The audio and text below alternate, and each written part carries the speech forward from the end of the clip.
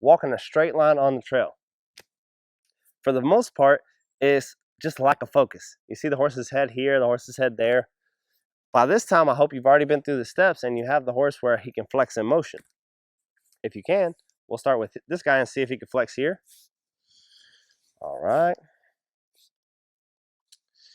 So whenever I'm walking along here and relaxing, as long as he's staying on a straight line, I'm going to leave him alone.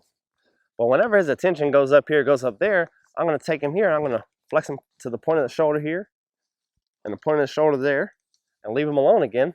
And every time that I see that he is focused on something else going down this trail here, he's going to give me a reason to work him. And very quickly, he is not going to want my attention.